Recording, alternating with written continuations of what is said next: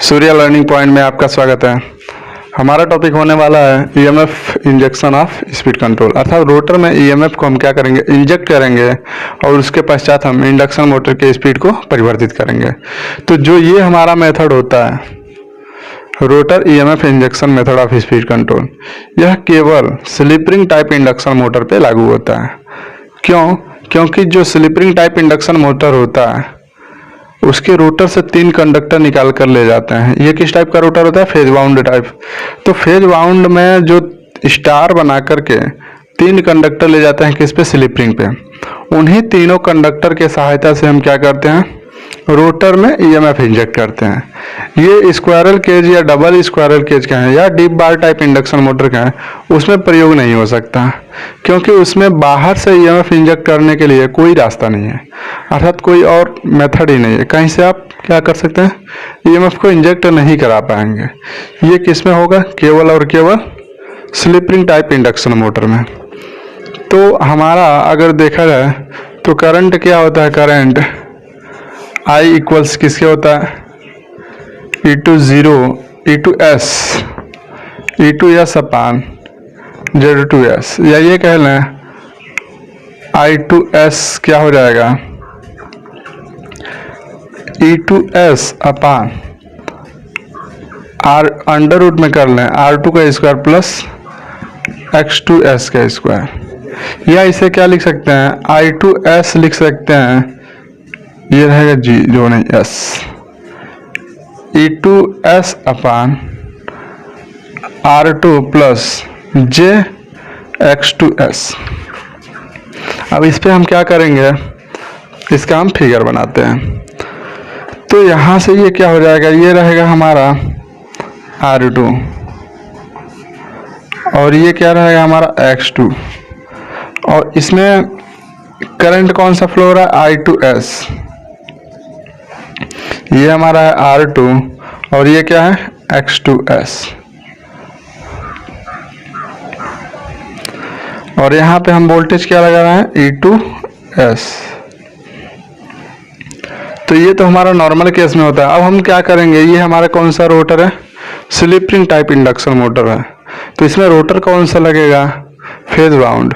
तो उसके जो 3 टर्मिनल होते हैं, हम सिंगल फेज को ले रहे हैं यानी एक एक फेज पे ले रहे हैं, तो उसके जो 3 टर्मिनल होते हैं तो उन तीनों को कहाँ पर लेकर जाया जाता है, स्लिप रिंग पे।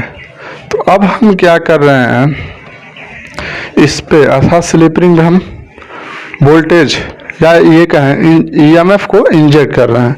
तो चलिए ईएमएफ इंजेक्ट करते हैं। तो यहाँ से ये क्या हो जाएगा हमारा, ये हो जाएगा R2 और ये हो जाएगा हमारा JX2S। तो यहाँ से अब हम क्या करेंगे, यहाँ पे हम ईएमएफ को इंजेक्ट कर दे रहे हैं। तो ये हमारा क्या हो जाएगा R2 और ये रहेगा JX2S और यहाँ से I2S जा रहा है। तो ये क्या हो जाएगा, ये हमारा हो जाएगा इंजेक्ट वोल्टेज। अब जो इंजेक्ट वोल्टेज है यहाँ पे हम लगा रहे हैं क्या, सप्लाई वोल्टेज है, E2S कह लें। तो यहाँ पे जो हम इंजेक्ट वोल्टेज लगा रहे हैं इसको 2 प्रकार से लगाते हैं। पहला क्या रहता है, फेज इन अपोजिशन। पहला क्या रहेगा, फेज इन अपोजिशन।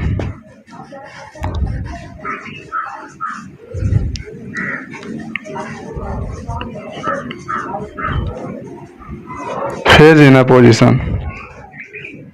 और दूसरे केस में क्या रहेगा, फेज विथ सप्लाई वोल्टेज।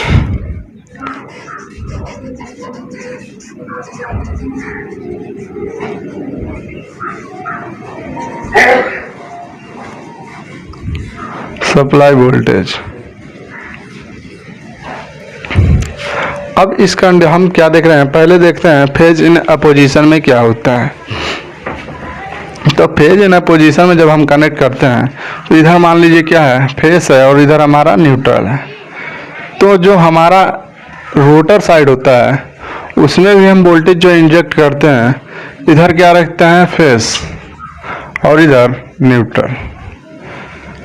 तो अब इसमें हम क्या कर दिए हैं, रोटर साइड पे ईएमएफ को इंजेक्ट कर दिए हैं। जब हम ईएमएफ इंजेक्ट कर दिए हैं तो इस पे अब केवीएल रूल लगाएंगे तो यहाँ से क्या हो जाएगा हमारा E2S, ये किसके इक्वल हो जाएगा I2S into R2 plus I2S into JX2S। या हम ये भी लिख सकते हैं यहाँ से क्या I2S इंटू क्या हो जाएगा Z2S। अब यहाँ से फिर अगला क्या हो जाएगा प्लस क्या हो जाएगा हमारा इंजेक्ट वोल्टेज। जो हमारा रोटर होता है जब मोटर रनिंग कंडीशन में पहुंच जाता है तो उसका फ्रीक्वेंसी क्या होता है बहुत लो। फ्रीक्वेंसी बहुत लो होने के कारण जो हमारा X2S रहता है वो क्या हो जाता है बहुत कम अर्थात निग्लेजिबल, और जो इसका रेजिस्टेंस होता है वो भी क्या रहता है बहुत ही कम। तो इस कारण से अगर देखा जाए R2 is less and X2S is less, ये दोनों बहुत कम हो जाएगा तो हमारा Z2S क्या हो जाएगा ये भी लेस हो जाएगा। जब Z2S हमारा क्या हो गया बहुत लेस हो गया तो इसको हम क्या कर देते हैं इग्नोर, अर्थात इसको छोड़ दें। जब इसे छोड़ देंगे तो हमारा ये टर्म क्या हो गया ये टर्म खत्म। तो यहाँ से E2S क्या हो जाएगा इक्वल्स किसके हो जाएगा इंजेक्ट वोल्टेज के। तो E2S बराबर क्या होता है आप पहले पढ़ चुके हैं क्या होता है S इंटू E20। तो यहाँ से भी ये क्या हो जाएगा S इंटू E20 इक्वल्स किसके हो जाएगा इंजेक्ट वोल्टेज के। तो S का मान क्या होगा S इक्वल्स किसके होगा इंजेक्ट वोल्टेज अपान E20। अब E20 किसके इक्वल है किसके समानुपाती है सप्लाई वोल्टेज के। तो यहाँ से अब हम क्या करेंगे यहाँ से जब हम इंजेक्ट वोल्टेज को क्या कर रहे हैं बढ़ा रहे हैं, जब हम इंजेक्ट वोल्टेज को बढ़ा रहे हैं तो क्या हो रहा है स्लिप का मान बढ़ रहा है। स्लिप का मान क्या हो रहा है बढ़ रहा है। लेकिन जैसे ही हम क्या कर रहे हैं इंजेक्ट वोल्टेज का मान कम कर रहे हैं तो स्लिप का मान कम हो रहा है। तो स्लिप कितना भी कम होगा तो जीरो नहीं होगा। इस कंडीशन में स्लिप का वैल्यू जीरो नहीं हो सकता है या जीरो तक मिनिमम कहाँ तक जा सकता है जीरो। तो इस प्रकार से देखा है जितना स्लिप बढ़ेगा तो यहाँ से क्या हो जाएगा NR इक्वल्स किसके होता है NR बराबर होता है हमारा NS 1 माइनस S। जितना स्लिप बढ़ेगा उतना हमारा NR का मान क्या हो जाएगा कम। तो इस प्रकार से यहाँ से हम क्या कर सकते हैं इंजेक्ट वोल्टेज के द्वारा वोल्टेज में परिवर्तन करके किसके बेस स्पीड का है या जो हमारा रेटेड स्पीड है उससे कम स्पीड पे इंडक्शन मोटर को कंट्रोल कर सकते हैं। अर्थात इस विधि के द्वारा हम क्या करते हैं रेटेड स्पीड से कम स्पीड पर हम इंडक्शन मोटर को क्या करते हैं स्पीड कंट्रोल करते हैं। तो ये हमारा यहाँ से क्या हो जाएगा और कभी भी S जो है S ये हमेशा छोटा होगा किससे 1 से, अर्थात S का मान कभी 1 से बड़ा नहीं हो सकता। 1 हमेशा क्या रहेगा बड़ा रहेगा, अर्थात स्लिप का मान मैक्सिमम कहाँ तक जा सकता है 1 से छोटा ही रहेगा चाहे जितना भी रहे।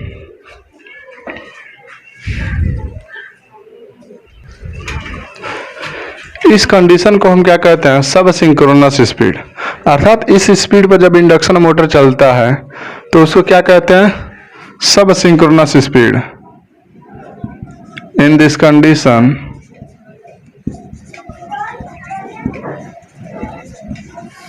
मोटर रन एट सब सिंक्रोनस स्पीड।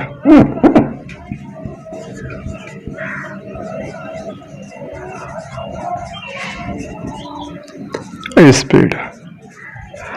अर्थात इस केस में जो हमारा इंडक्शन मोटर होता है वह किस स्पीड पे चलता है? सब सिंक्रोनस स्पीड पे। अगला आता है क्या? Phase with supply voltage. अब हम क्या कर रहे हैं, इसमें जो हमारा इंडक्शन मोटर है इसमें इसके रोटर में जो हम सप्लाई प्रदान कर रहे हैं वो किस पे कर रहे हैं? फेज विथ सप्लाई वोल्टेज, अर्थात सप्लाई वोल्टेज के सेम फेज में। तो चलिए यहाँ से बनाते हैं इसका फिगर। तो ये क्या हो जाएगा हमारा? ये है हमारा रेजिस्टेंस, ये हमारा क्या हो जाएगा इसका? रिएक्टेंस। और यहाँ से हम क्या कर रहे हैं? इंजेक्ट वोल्टेज कर रहे हैं। वोल्टेज को क्या कर रहे हैं? इंजेक्ट कर रहे हैं। यहाँ से ये हमारा क्या हो जाएगा? E2S, ये हमारा रहेगा I2S, ये हमारा रहेगा R2JX2S। ये हमारा इंजेक्ट वोल्टेज है। अब इस कंडीशन में हम क्या करेंगे? जो EMF इंजेक्ट कर रहे हैं वो क्या? सेम फेज में। अर्थात इधर हम क्या ले रहे हैं? इधर हम ले रहे हैं फेज और इधर ले रहे हैं न्यूट्रल। तो यहाँ पर भी क्या हो जाएगा? यहाँ पे हमारा हो जाएगा न्यूट्रल और यहाँ पे हो जाएगा फेज। अब इस पे हम क्या करेंगे? KVL रूल लगाएंगे, अप्लाएंगे KVL। तो यहाँ से E2S क्या हो जाएगा? E2S इक्वल्स किसके हो जाएगा? ये होगा हमारा I2S, इन दोनों को Z मान ले या ऐसे लिख लीजिए R2 plus I2S into JX2S। और यहाँ से अब यहाँ पे क्या होगा?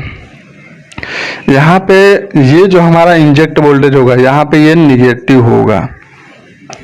अब इसे हम क्या लिख सकते हैं? E2S किसके इक्वल हो जाएगा? I2S into R2 plus JX2S minus inject voltage. तो ये हमारा क्या हो जाएगा? E2S किसके इक्वल हो जाएगा? I2S और ये हो जाएगा Z2S माइनस इंजेक्ट वोल्टेज। फिर वही कंडीशन आ गया क्या? हमारा इंडक्शन मोटर क्या होता है? जो इसका स्लिप होता है ये बहुत कम होता है। तो हमारा जब इंडक्शन मोटर रनिंग कंडीशन में होता है तो फ्रीक्वेंसी का मान क्या होता है? बहुत कम होता है। और जब फ्रीक्वेंसी का मान बहुत कम होगा तो X2S का मान क्या हो जाएगा? ऑलरेडी बहुत कम। और जब X2S कम है और R2 का मान ऑलरेडी क्या रहता है? बहुत कम। तो इस प्रकार से यहाँ से ये क्या हो जाएगा? Z2S ये निग्लेजिबल हो जाएगा, तो इसे छोड़ दें हम। तो यहाँ पे क्या हो जाएगा? E2S किसके इक्वल हो जाएगा? Minus inject voltage. ये हमारा क्या हो गया? Inject voltage. अब E2S बराबर यहाँ पे होता क्या है? तो E2S बराबर क्या होता है? S इंटू E20 इक्वल किसके हो जाएगा? इंजेक्ट वोल्टेज के। तो यहाँ से अगर जो S का मान निकालना है, S इक्वल्स क्या हो जाएगा? यहाँ पे माइनस है,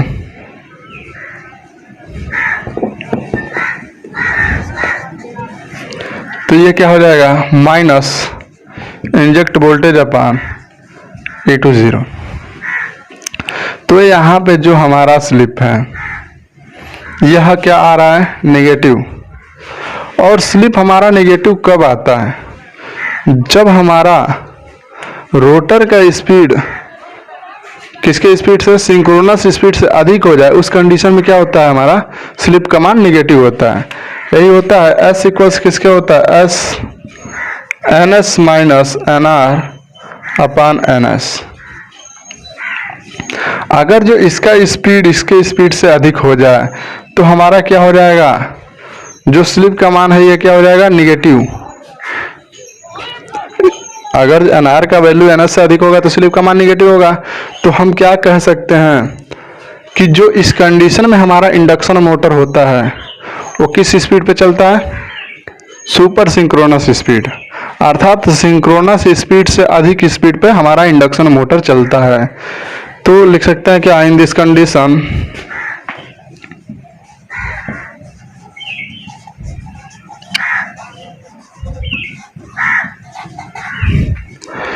motor run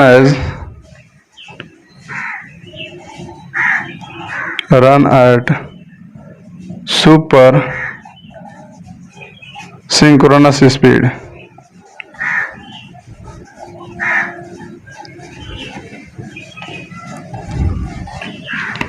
अर्थात इस केस में जो हमारा इंडक्शन मोटर होता है वो किस पे चलता है, सुपर सिंक्रोनस स्पीड पे चलता है, सिंक्रोनस स्पीड से अधिक स्पीड पे।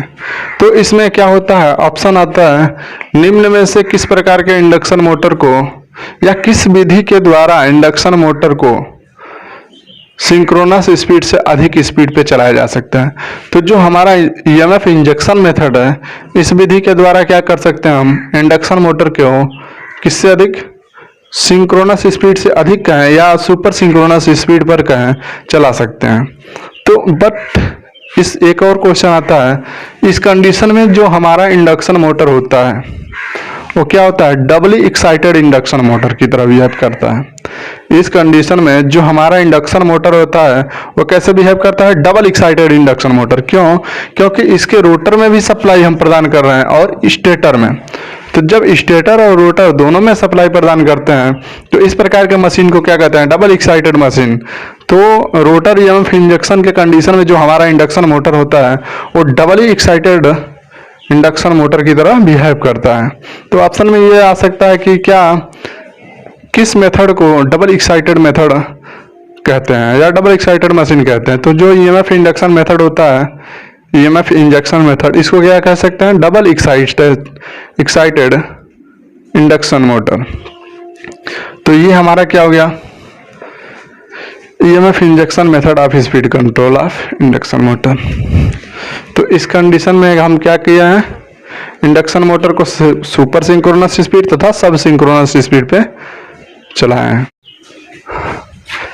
इस कंडीशन में जो हमारा इंडक्शन मोटर होता है वो क्या होता है, डबली एक्साइटेड कंडीशन कह लें या डबली एक्साइटेड इंडक्शन मोटर कह लें। अब आता है क्या, सुपर सिंक्रोनस या सिंक्रोनस स्पीड पे कोई मोटर चल सकता है क्या, क्योंकि जब रोटर का स्पीड स्टेटर फ्लक्स का है या सिंक्रोनस स्पीड से अधिक स्पीड पर चलता है, उस कंडीशन में जो इंडक्शन मोटर रहता है वो किसकी तरह बिहेव करने लगता है, इंडक्शन जनरेटर की तरह बिहेव करने लगता है। तो यहाँ पर तो हमारा एनआर का वैल्यू क्या हो चुका है, एनएस से अधिक हो चुका है। जब एनआर का वैल्यू एनएस से अधिक हो गया है तो इस कंडीशन में जो हमारा इंडक्शन मोटर है वो क्या, इंडक्शन जनरेटर की तरह बिहेव करना चाहिए ना, लेकिन ऐसा नहीं होता है। क्यों, क्योंकि इसमें ऑलरेडी कोई प्राइम मूवर तो है नहीं, सबसे पहले कोई प्राइम मूवर नहीं है, तो ये कहाँ से इंडक्शन जनरेटर की तरह वर्क करेगा। दूसरा ये है, यहाँ पर हम देखें तो जो हमारा इंडक्शन मोटर है, भले इंजेक्ट वोल्टेज के कारण क्या हो रहा है, सुपर सिंक्रोनस स्पीड पे चल रहा है, लेकिन यहाँ से सप्लाई से ऑलरेडी क्या हो रहा है, करंट ले रहा है। जब सप्लाई से करंट ले रहा है तो हमारा जो इंडक्शन मोटर है वो मोटर की तरह ही बिहेव करेगा, न कि इंडक्शन जनरेटर की तरह। तो इसी कारण से हम इसे क्या कहते हैं, इंडक्शन मोटर, न कि इंडक्शन जनरेटर। तो ये रहा आज का हमारा वीडियो। अगर वीडियो अच्छा लगे तो वीडियो को लाइक तथा शेयर जरूर करें, साथ साथ चैनल को सब्सक्राइब भी कीजिए। धन्यवाद।